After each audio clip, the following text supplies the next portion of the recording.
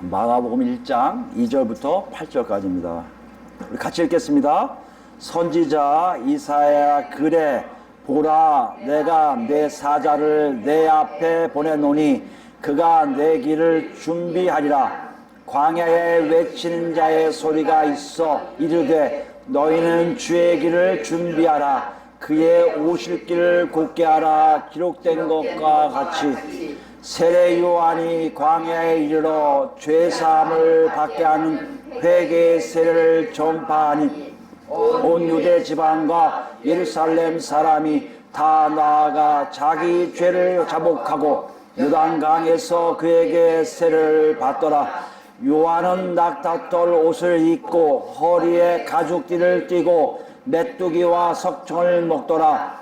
그가 전파하여 이르되 나보다 능력 많으신 이가 내 뒤에 오시나니 나는 굽혀 그의 신발끈을 풀기도 감당하지 못하겠노라. 나는 너희에게 물로 세례를 베풀었거니와 그는 너희에게 성령으로 세례를 베푸시니라. 아멘.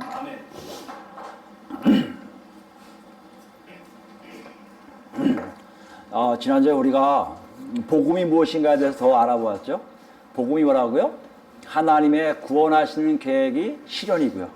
그것이 현재형으로 지금 우리 삶에 나타나는 것이라고 했습니다. 어떤 식으로요? 우리의 삶 속에 하나님과의 회복을 통해서 삶이 바뀌기 시작하고요. 우리가 하나님의 저주가 아닌 하나님의 복 안에 있음을 알게 되는 것이 그 증거라는 것이에요. 이런 삶을 사는 사람들만이 뭐 할 수 있다? 예수만이 복음이라고 외칠 수 있다는 것이에요. 여러분 한 주가 되셨어요? 실질적으로 예수만이 복음이라는 삶은 우리에게 실제적으로 하루하루 삶뿐만 아니라 매 순간순간 깨달을 수 있다고 좀 말씀하고 계시는데 여러분 정말 그렇게 삶하셨습니까? 하나님과 동의함을 느끼시세요? 하나님 동의하셔서 하나님 뜻대로 사는 것이 여러분 발걸음 속에 있었습니까? 이것이 우리에게 있어야 된다고 좀 말씀하셨어요. 마가 우리에게 이렇게 얘기하고 있어요. 복음이 되지 못한 삶은 위험하다는 것이에요. 이것을 지금 경고하고 있다는 것이에요. 오늘 더 나갑니다. 4절 말씀 보시면 주동사가 이르러예요. 이르러 나타나다 되다 뭐 이런 존재성을 나타난다고 했죠. 이르러가 주동사인데 거기에 두 가지 분사가 나옵니다. 두 개의 분사가 나와요. 그러니까 요한에 대해서 두 가지 일을 했다는 것이에요. 요한이 광야에 나타났는데 두 가지 일을 하고 있었다는 것을 강조하고 있다는 것이에요. 그러니까 우리가 생각하기에 복음의 시작이니까 복음과 지금 행하는 일들이 연결되고 있음을 알 수 있다는 것이죠. 분사가 뭔가? 첫 번째 분사가 바로 한글 성경이나 몇 가지 번역본에는 명사로 표현되어 있지만 몇 가지 번역본에는 이걸 분사로 표현하는 게 있어요. 그게 뭐냐면 여러분 세례. 원래 세례가 명사로 되어 있지만 한글 성경에는 다른 번역본이나 헬라 성경에는 동사형 분사예요. 세례를 베푸는, 세례 주는, 세례하는 이런 뜻이에요. 그러니까 요한이 나타났습니다. 뭐 하면서 나타나는 거예요? 세례를 베푸고 있다는 것이에요. 그러니까 어떻게 보면 요한의 관점에 다른 복음서는 이렇게 동사형 분사로 이렇게 얘기하지 않았는데 왜 마가만 요한을 표현할 때 동사형 분사로 표현했을까? 중요하다는 것이에요. 세례자 요한이라는 표현도 중요하지만 세례하는 자 요한, 세례하는 요한이 참 중요하다는 것이에요. 왜요? 복음과 세례가 서로 연결되어 있다는 것이에요. 그러니까 우리가 세례를 얘기할 때 세례가 참 중요하구나 하고 넘어갈 수밖에 없다는 거예요. 그럼 세례는 어떤 것일까요? 그 당시에 세례를 얘기할 때 헬라인들은 낯설지 않아서 사실요. 많은 경우에 낯설게 여겼을 것이다? 그렇지 않아요. 헬라인들도 이 세례를 많이 경험했을 겁니다. 아니 자기가 직접 경험한 건 아니더라도 많이 목격했을 거예요. 뭐였죠? 세례가 뭐죠? 원래 침례입니다. 물 안에 담겨 있는 걸 얘기해요. 잠기는 걸 얘기해요. 물에 완전히 적시는 걸 얘기해요. 이게 원래 침례 세례로 되어 있거든요. 근데 이 세례를 그들에게도 헬라인 종교들 중에도 베푸는 데가 있었다는 것이에요. 주로 언제 할까요? 그들의 의식이 있을 때 주로 세례를 베풀었어요. 왜 그랬을까요?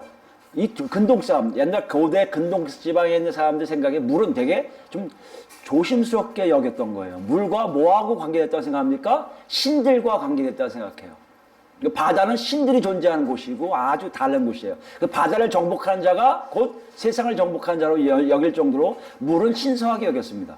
그리고 또 하나 뭡니까? 신성하게 여기니까 물은 뭐예요? 자기를 깨끗하게 할 것이라고 생각해요. 아마 지금 인도에 어디 지금 거기 종교는 지금도 무슨 강에서 계속 씻고 있는 거죠. 이거 왜 씻어요? 했더니 내 죄를 씻고 있습니다라는 표현을 하고 있다는 걸 볼 수가 있어요. 지금도 그런 일을 하고 있다는 것이에요. 그럼 만약에 지금 이거 독자 입장에 헬라인 입장에 봤을 때 마가가 세례하는 요한이라고 했다면 세례가 뭐 그걸 얘기하는 건가? 종교적 의식을 치우기 전에 자기 몸을 깨끗하게 하는 걸 얘기하는가? 그걸 할까봐 세례 요한은 더 정확하게 그것을 기록하기로 했던 것 같아요. 아주 마가는.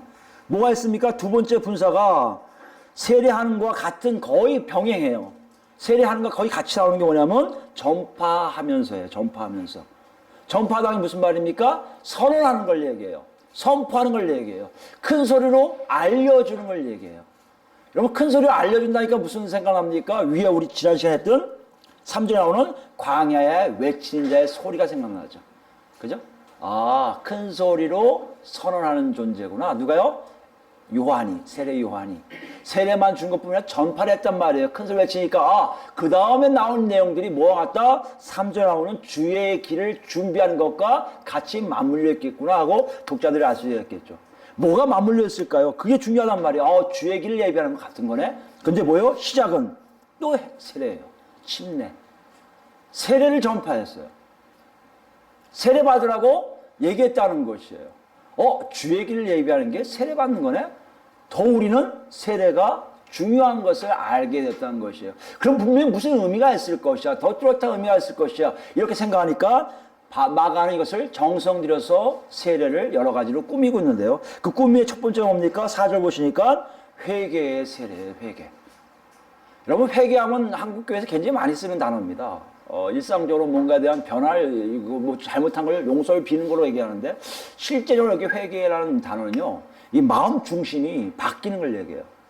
마음 중심이 바뀐다는 얘기는요. 과거의 마음은 뭘 얘기합니까? 사람 전체를 움직이는 자리예요.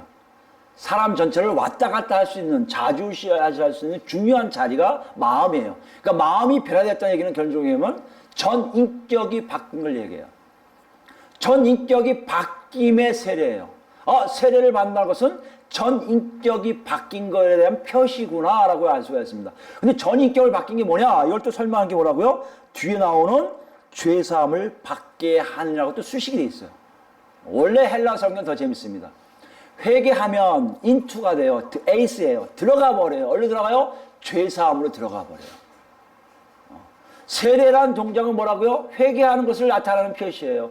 회개하는 걸 나타내면 어떻게 한다? 저 사람은 죄사함 받은 거야 라고 표시가 된다는 것이에요. 죄사함은 뭡니까?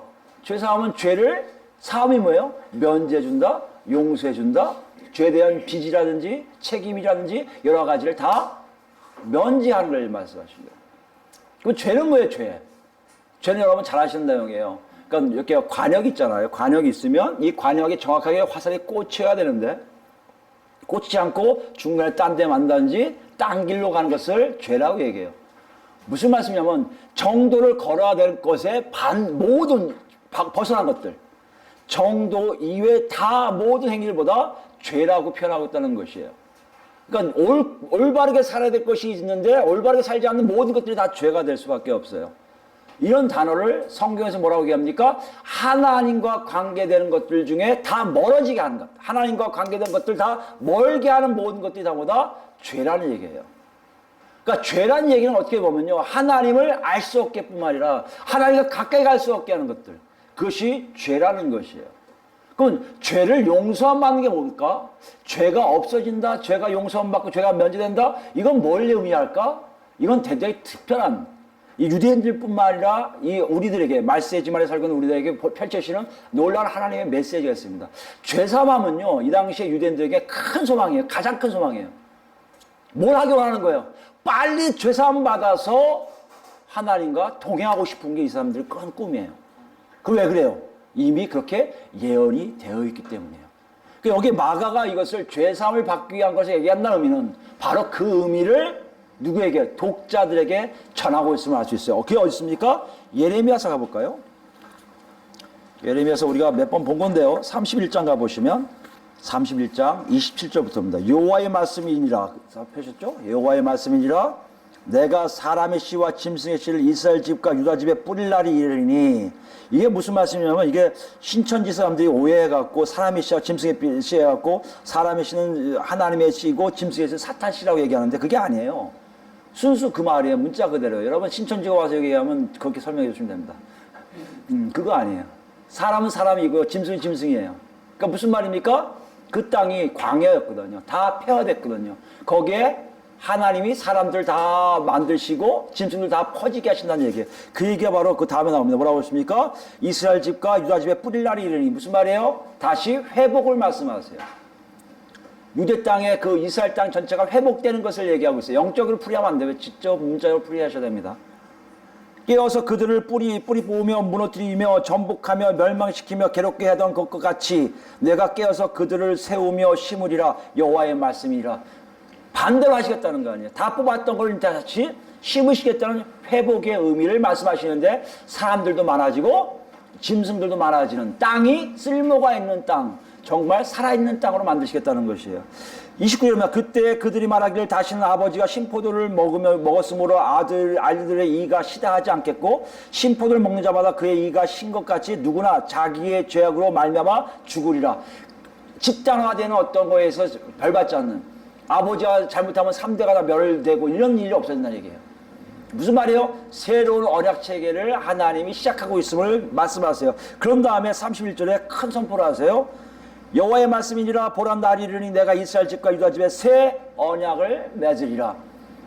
과거 같지 않다는 얘기합니다. 32절입니다. 내가 그들의 조상들과 손을 잡고 애굽 땅에서 인도해 내던 날에 맺은 것과 같지 아니할 것은 내가 그들의 남편이 되어도 그들이 내 언약을 깨뜨렸습니다. 여호와의 말씀이라. 옛 언약, 신에서 언약과 같지 않은 새 언약을 하시겠다는 것이에요. 그게 핵심이 뭡니까? 33절입니다. 그러나 그날 후에 내가 이스라엘 집과 맺을 언약을 이러하니 곧 내가 나의 법을 그들의 속에 줘요. 과거에는 돌에다 새겼지만 이제는 마음에다 새긴다는 것이에요. 그들의 마음에 기록하여 나는 그들의 하나님 되고 그들은 내 백성이 될 것이라. 여호와의 말씀이라. 그러면서 관계를 맺는 거. 신의 사람 때 십계명을 매기신 돌판 가지고 넌 내 백성이고 나는 너의 하나님이라는 약속한 것 같이 이제는 마음판에다 새기시는 거예요. 그게 새 언약의 기초입니다. 3, 4절이에요. 더한 건 이것이 어떻게 일어나냐?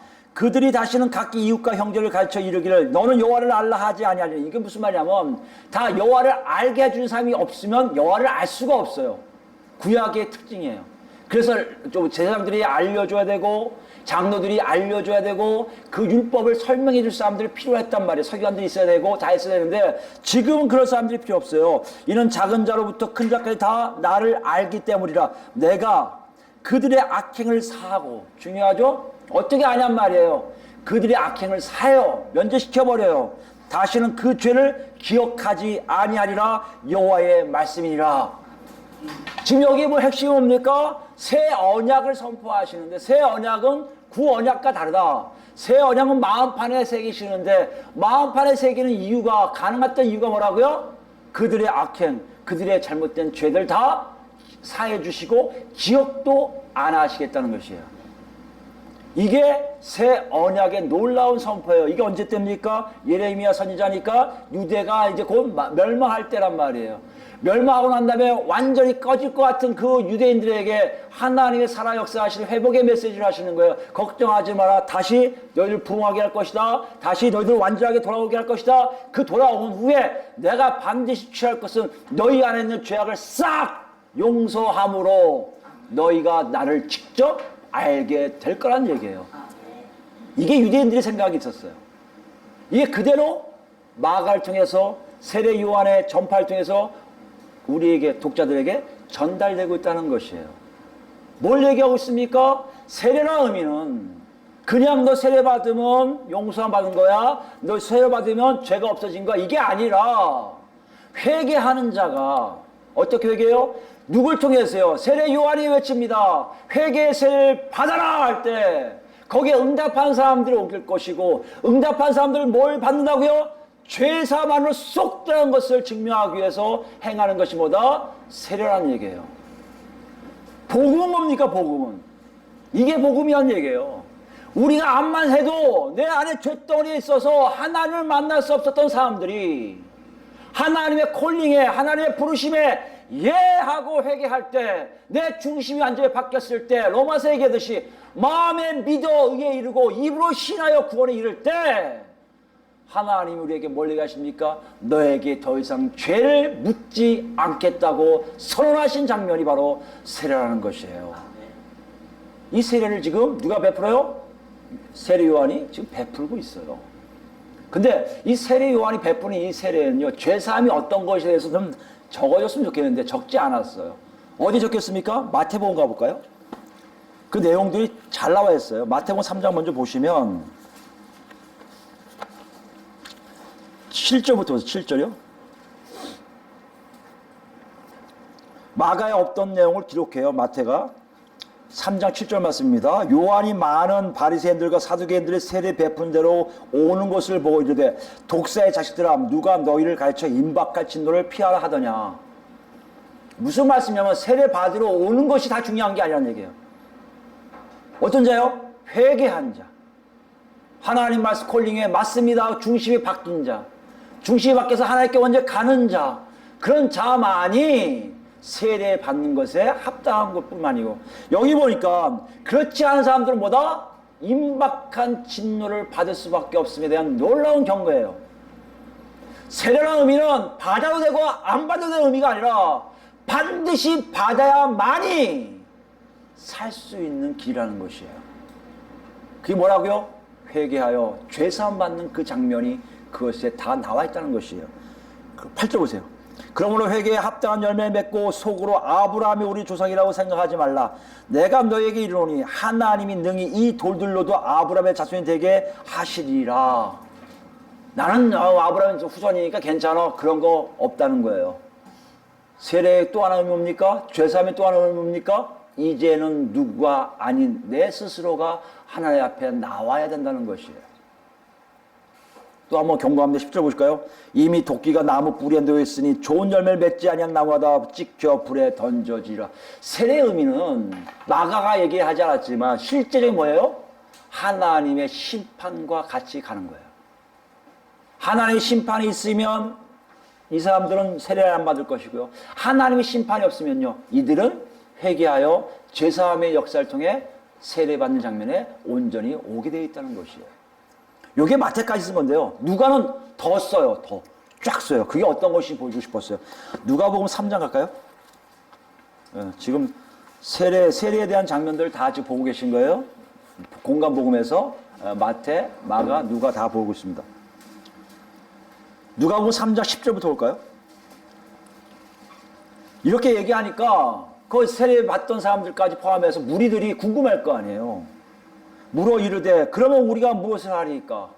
회개에 합당한 열매 맺으라니까 그럼 우리는 무엇을 해야 됩니까? 이게 뭐예요? 세례 받은 자에 대해서 하나님의 콜링 받은 사람들의 질문사항이에요. 우리가 무엇을 해야 됩니까? 11절입니다. 대답하여 이르되 옷 두 벌 있는 자는 옷 없는 자에게 나눠줄 것이요 먹을 것이 있는 자도 그렇게 할 것이니라 하고. 무슨 말씀이에요? 너희가 서로 하나님 뜻을 위해서 하나님이 세우신 공동체 안에서 서로 나눠 쓰는 사랑의 관계를 유지하는 것이에요. 여기는 일용할 양식이 필요되었습니다. 일용할 옷도 마찬가지예요. 옷이 남은 것들은 뭡니까? 버리고 낭비하지 말고 누굴 위해 쓰라는 거예요? 옆에 하나님 백성들 위해 같이 나눠 쓰는 장면들. 이것이 뭐다? 세례의 죄사함의 삶의 모습이라는 것이에요. 이게 어떻게 가능합니까? 그 당시에 가능하지 않을 수 있어요. 그러나 죄사함의 모습을 얘기하시는 거예요. 하나님과 관계에 있는 죄가 사라질 때 인간들 어떻게 된다고요? 에덴 동산처럼 된다는 얘기예요. 에덴 동산이 뭡니까? 먹는 거 걱정하지 않아요. 입는 거 걱정하지 않아요. 아니, 먹는 게 풍성하니까 내 거 세이브해야지. 그렇지 않다는 얘기예요. 누군가 먹겠지 하고 내버려둔다는 거예요. 자기 것 먹고 남겨두는 것이 바로 뭐다? 에덴이거든요.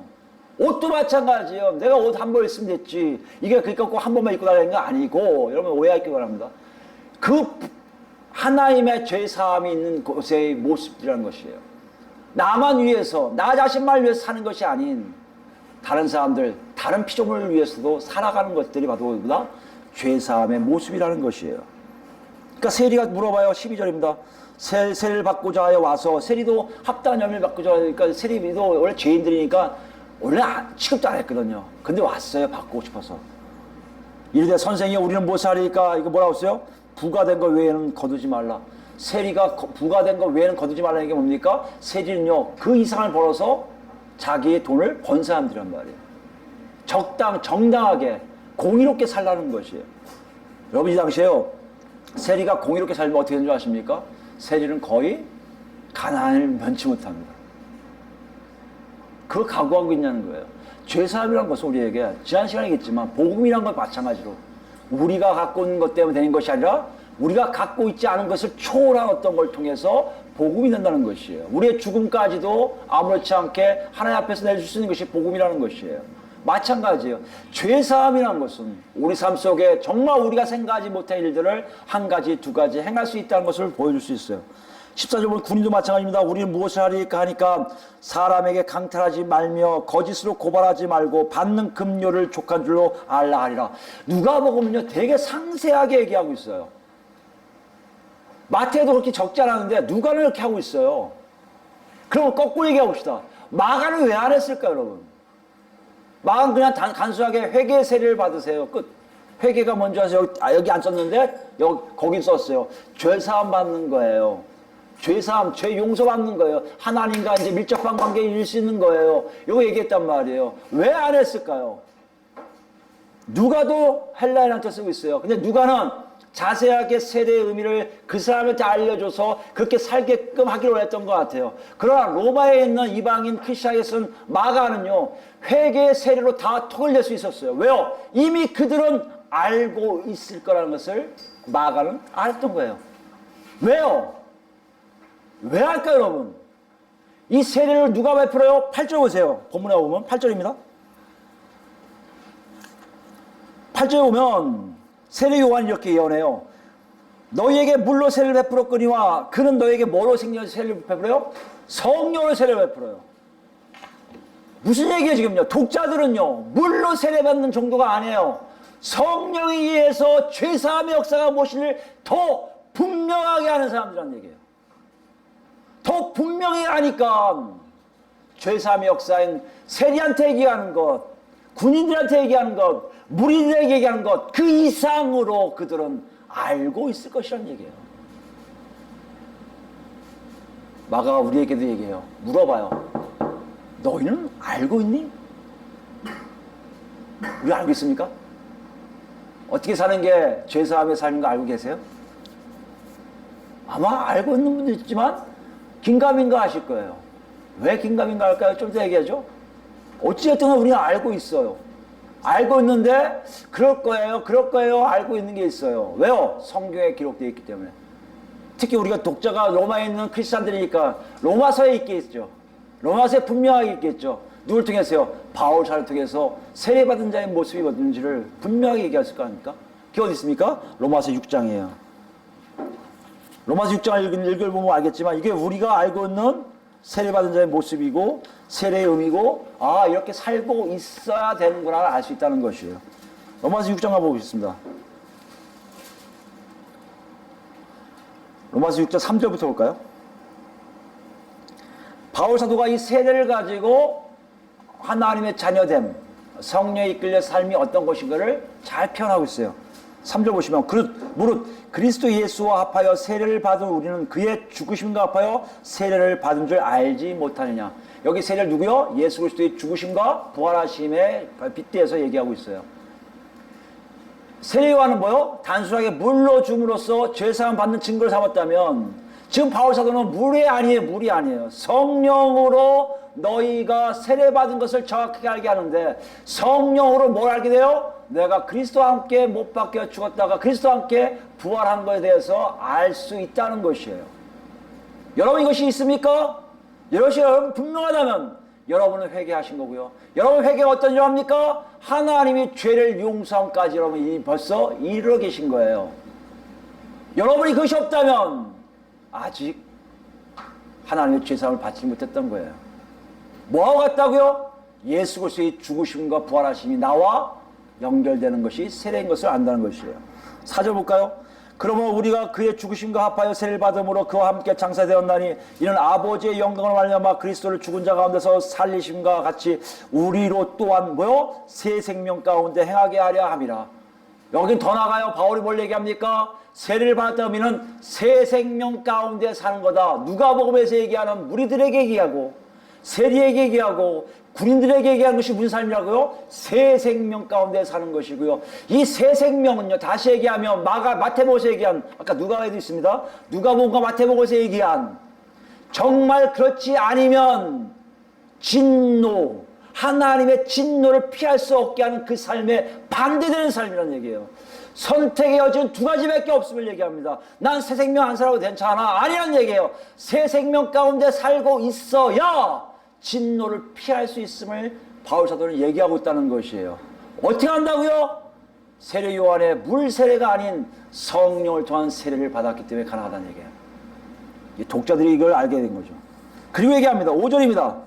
만일 우리가 그의 죽으심과 같은 모양으로 연합한 자가 되었으면 또한 그의 부활과 같은 모양으로 연합한 자가 되리라. 우리가 알거니와 우리의 옛사람이 예수와 함께 십자가 못 박힌 것은 죄의 몸이 죽어 다시는 우리가 죄에게 종노하지 아니하려 함이라. 죄사함의 가장 근본이 뭐라고요? 용서하심인데, 용서하면 어떤 거라고요? 죄와 완전한 단절을 누가 시키신 거예요? 내가요? 아니요. 하나님이 시키셨다는 거예요. 하나님이 죄하고 단절시켜버리니 내가 죄를 지으려도 죄를 지을 수 없는 존재가 되어 있다는 것이에요. 여러분, 이 말씀에 대해서 여러분 실제 경험 언어로 받아주시기 바랍니다. 아, 머릿속에 맞아. 그치, 예수 믿으면 그렇지. 아니에요.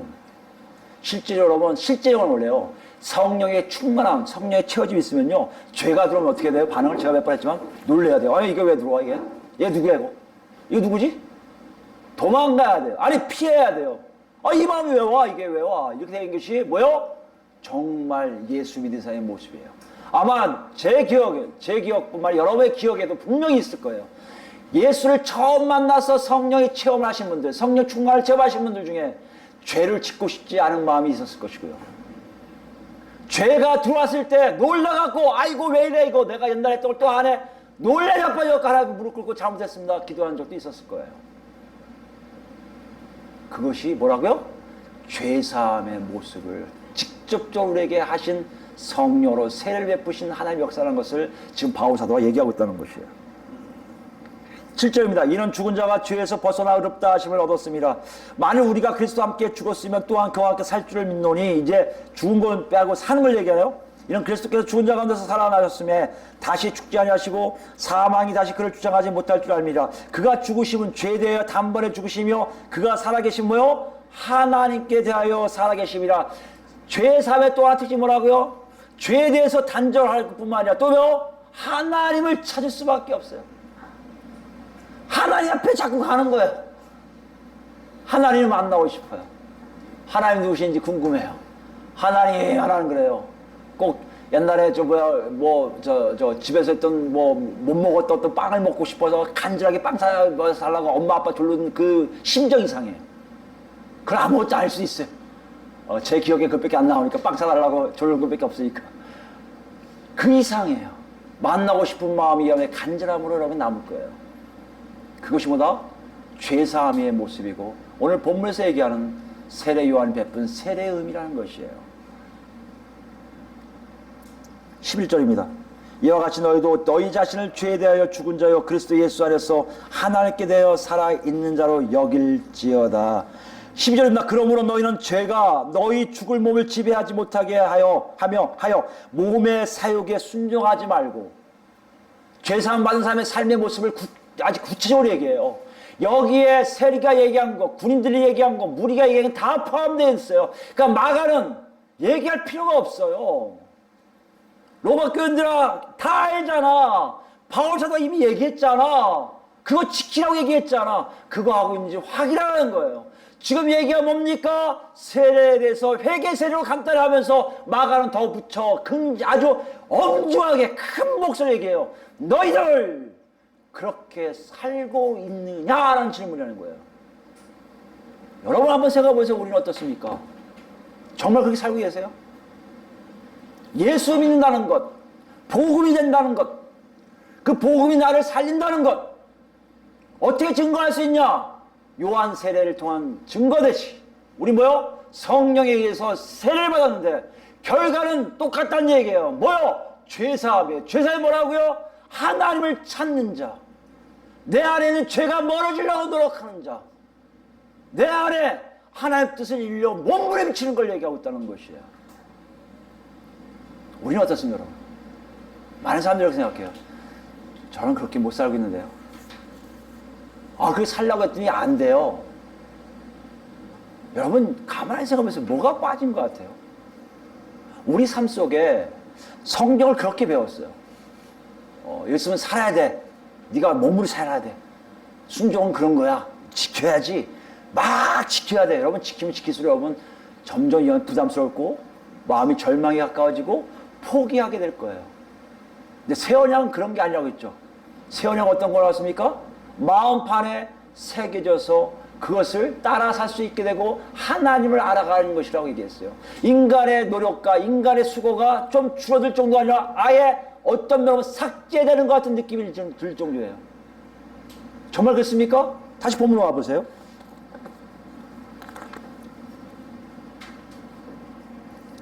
본문의 5절 보시면요, 놀라운 일이 일어나요.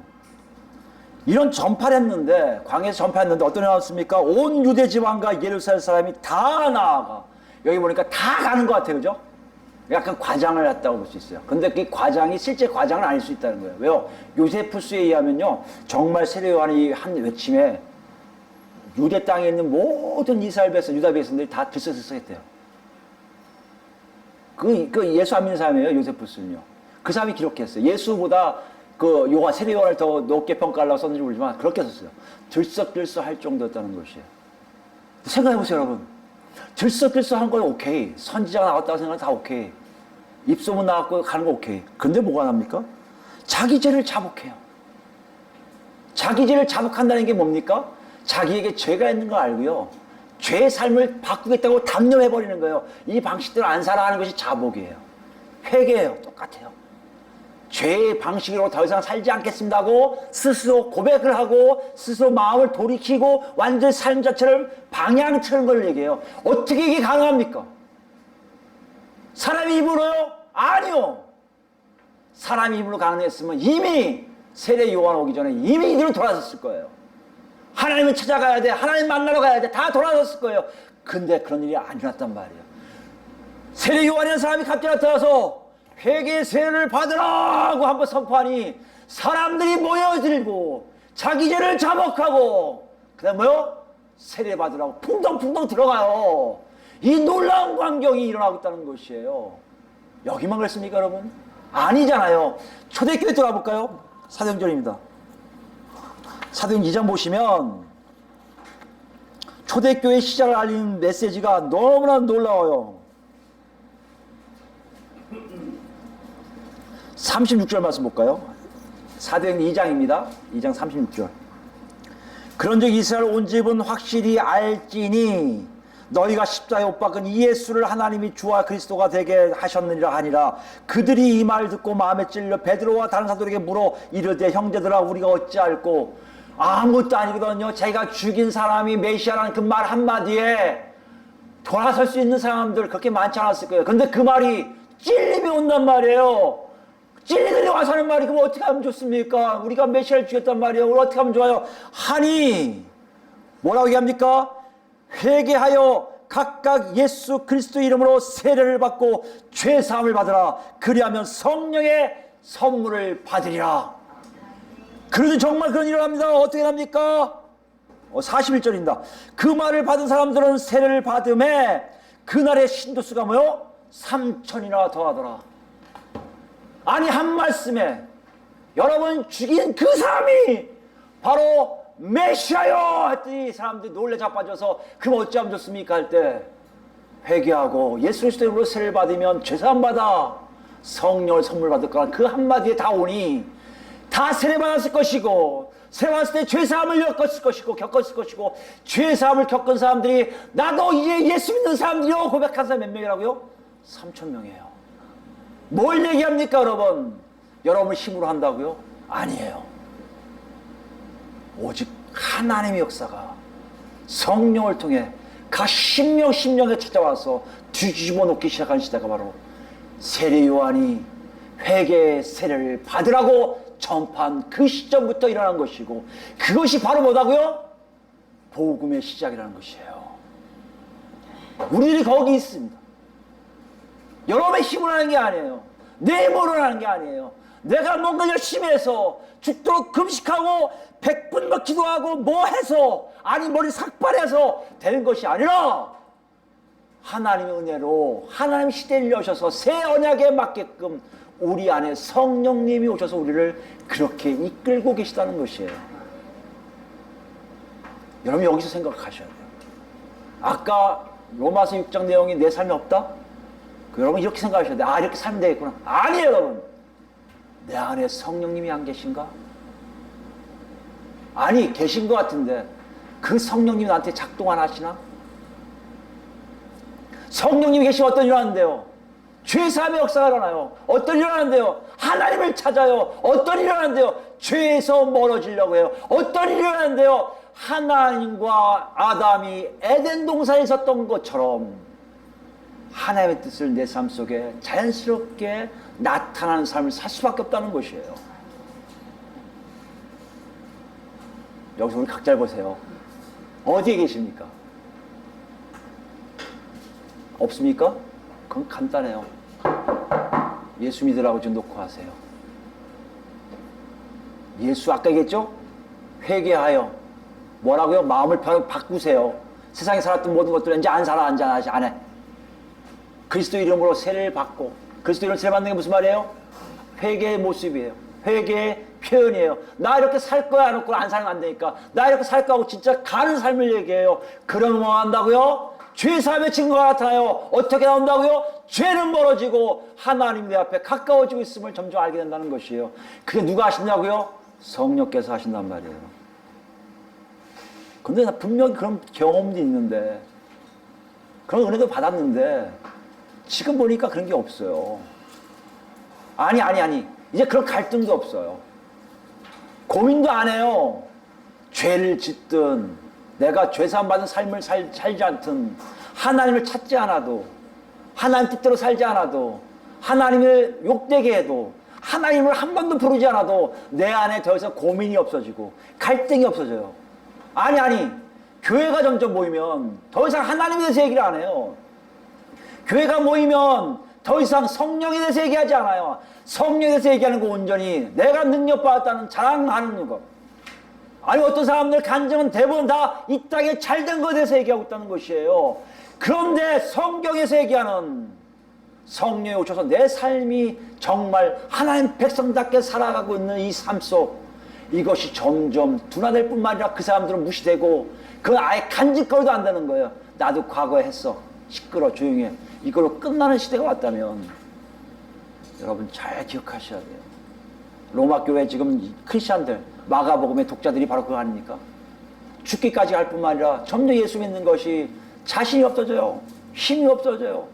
하나님의 큰 역사 속에 분명히 있는 것 같았는데 지금 보니까 없는 것 같아요. 한두 명 도망가요.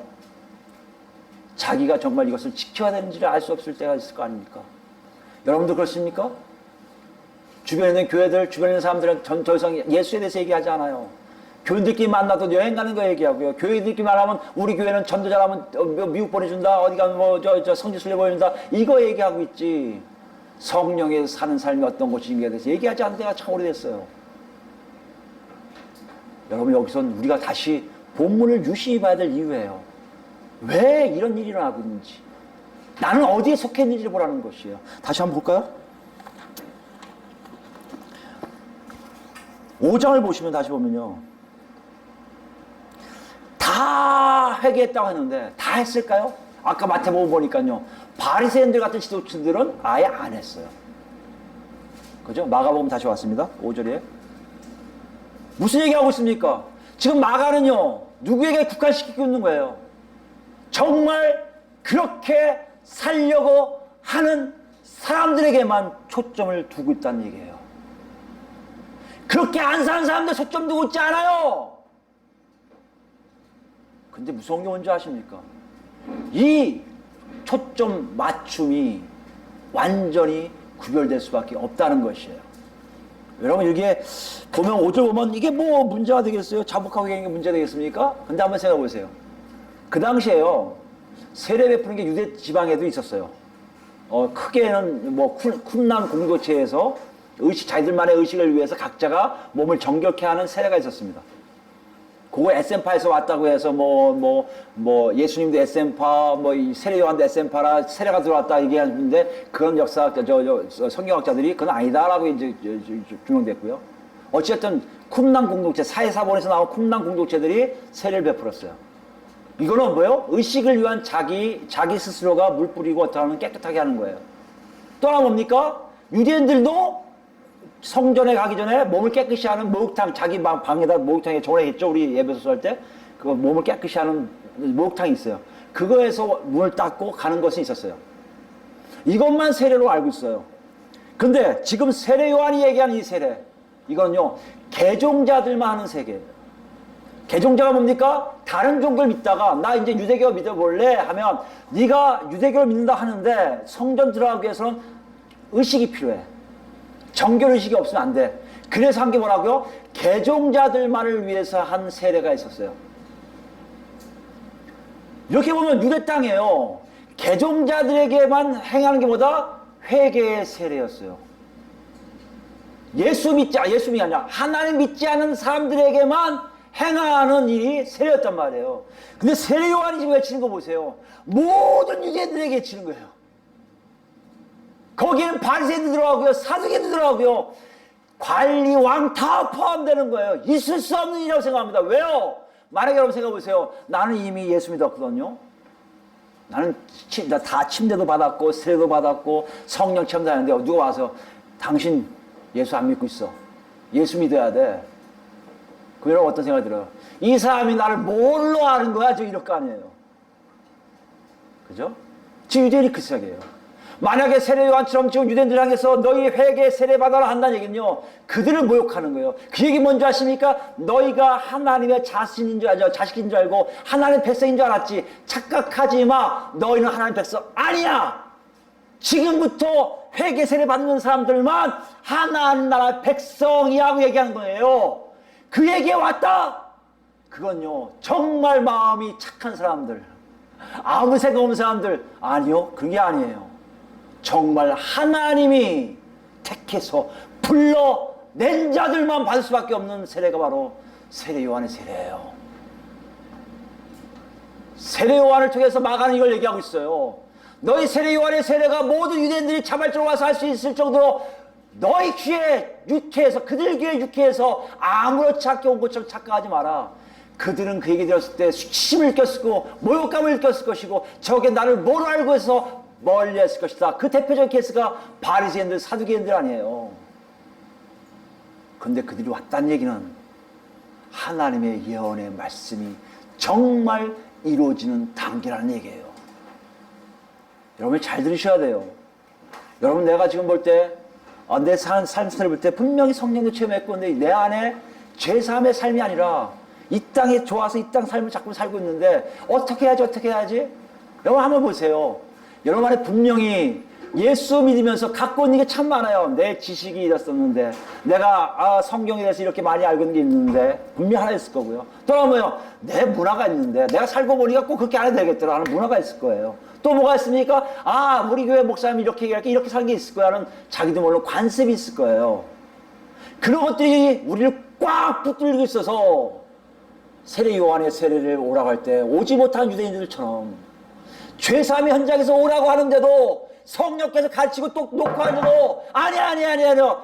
그런데요, 그걸 이해하겠는데요, 제가 살아도 이 정도 살면 괜찮을 것 같아요. 그런데요, 이렇게 살다 갈게요. 저 놔두세요. 이렇게 살게 할게요. 이런 사람들이 대부분 뭐요? 세례를 받지 못하고 죄사함의 말씀을 제대로 체험하지 못할 거라는 것이에요. 여러분 혹시 거기 있다면 하나님의 놀라운 녹소인 줄 아시기 바랍니다. 왜요? 스가랴서 볼까요? 13장입니다. 13장 7절. 제가 했습니다. 만군의 여호와가 말하노라, 칼아 깨어서 내 목자 내 짝된 자를 치라. 목자를 치면 양이 흩어지려니와 작은 자들 위에는 내가 내 손을 들이우리라. 이건 무슨 말씀이에요? 우리 예수님이 그때 죽으실 때 그걸 얘기하죠? 예수님이 십자가 못 박히니까 제자들이 다 흩어지잖아요. 그 장면을 예언한 거라고 해서. 근데 원래 문맥 쪽에서 보면 이건 뭘 얘기합니까? 목자가 없는 양들은요 다 죽을 수밖에 없어요. 하나님이 버리심을 얘기해요. 내버려 두시겠다는 거예요. 그것을 얘기하신 게 바로 8절 말씀이에요. 여호와가 말하노라. 온 땅에서 3분의 1은 멸망하고 3분의 1은 거기 남으리니. 3분의 1이라고 하는 것을 다 죽이시겠다는 게 아니에요. 내버려 두시겠다는 거예요. 3분의 1만 당신과 관계하게 하시겠다는 거예요. 온 땅이라 표현했어요. 3위는 완전수예요. 3분의 1은 대단히 많은 숫자가 하나님과 관계없음에 빠져들게 됐다는 것이에요. 대단히 많은 숫자가 하나님의 말씀에 외면하게 살게 된다는 거예요. 하나님 그걸 내버려 두신대요. 3분의 1만 관여하신대요. 근데 그 관여하서는 가만 놔둡니까? 9절 보세요. 내가 그 3분의 1을 불 가운데 던져 은같이 연단하며 금같이 시험할 것이라. 그들이 내 이름을 부르리니. 은같이 금같이 연단한대요. 가만히 내버려 두시는 게 아니에요. 달달달달 볶으세요. 아니 깨끗하게 나오게 하려고 더 지지신다는 얘기예요. 근데 신기한 게 뭔지 아십니까? 그 3분의 1 입에서 나오는 얘기, 고난을 봐도 힘들어 죽는데도 누굴 찾아요? 그들이 뭐요? 내 이름을 부르리니. 그렇게 살면서도 하나님을 부른다는 얘기예요. 내가 들을 것이며 하나님 들으신다고 했어요. 나는 말하기를, 하나님 말씀하시기를 이는 내 백성이라 할 것이요. 그들은 말하기를 여호와는 내 하나님이시라 하리라. 스가랴서를 통해 우리에게 예언하신 말씀이에요. 여러분 뭘 얘기합니까? 이걸 많은 학자들이 남은 자라고 해요. 남은 자 신학, 남은 자 사상이라고 얘기합니다. 뭘 얘기합니까? 여러분 죄송하지만 세례 요한의 세례는요 모든 사람들 다 살리려고 하시는 선포지만 거기에 진정 죄사함 받고 가입한 사람들은 별로 없다는 것이에요. 우리가 혹시 성령의 세례 받고 있었다고 착각하지 몰라서 내가 예배당 생활하고 교회랑 공동체 살면서도 이런 하나님의 놀라운 말씀 속에 내가 죄사함의 삶이 없다면 혹시 우리가 3분의 2에 속해 있는 것이 아닌가 한번 생각해 볼 필요가 있다는 것이에요. 만약에 3분의 1에 있다면 정말 아까 얘기했듯이 깡통 차더라도 나는 죄사함의 삶을 살겠다는 거 아닙니까? 세리에게 더 이상 받지 말라, 군인들에게 더 이상 받지 말라는 뭐예요?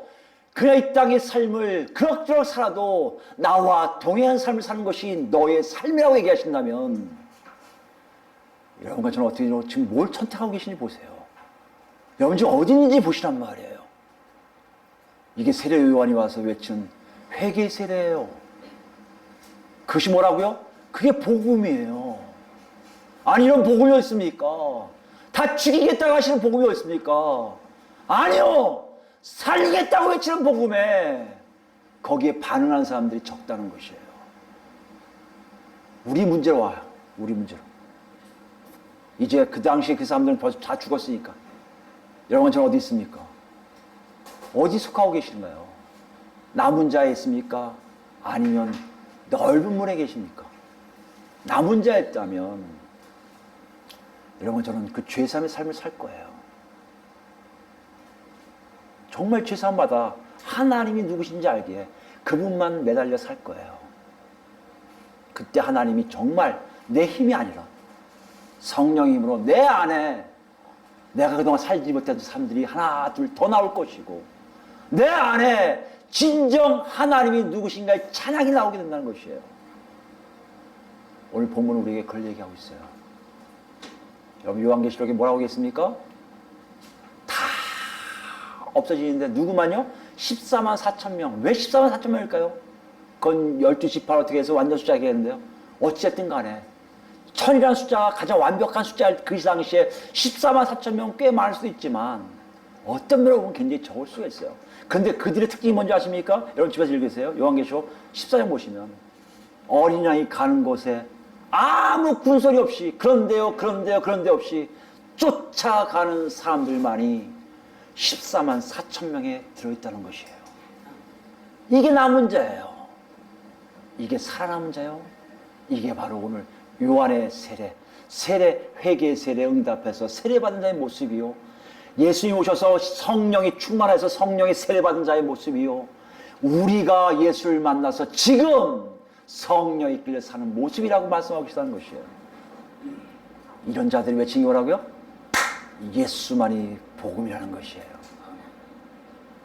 우리 자신을 보시기 바랍니다. 정말 예수만 복음이십니까?